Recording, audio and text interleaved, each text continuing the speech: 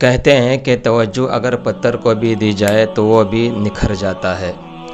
ہر وہ چیز پھلنے پھولنے لگتی ہے جسے تھوڑی سی بھی توجہ مل جائے، چاہے وہ انسان ہو، حیوان ہو، چرند ہو یا پرند ہو، سب آپ کے تابع ہونے لگتے ہیں۔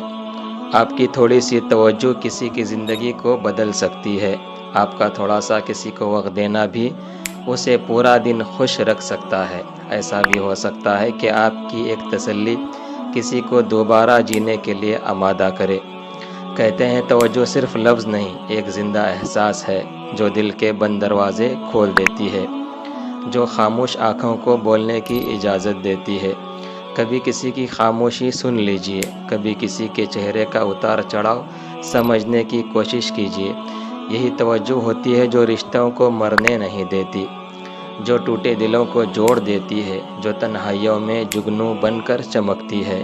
زندگی کی تیز رفتاری میں لوگ بھول جاتے ہیں کہ کسی کا حال پوچھنا، کسی کے لفظوں میں دلچسپی لینا، کسی کی بات پوری ہونے دینا، یہ سب بھی توجہ دینے کا انداز ہوتا ہے۔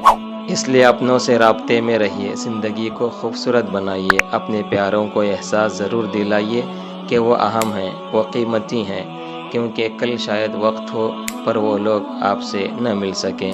لہٰذا توجہ دینا سیکھ لیجئے، محبت بکھیرنا سیکھ لیجئے، کیونکہ آخر میں یاد وہی لمحے رہ جاتے ہیں جب کسی نے دل سے ہمیں سنا تھا اور ہمیں دل سے اپنایا تھا۔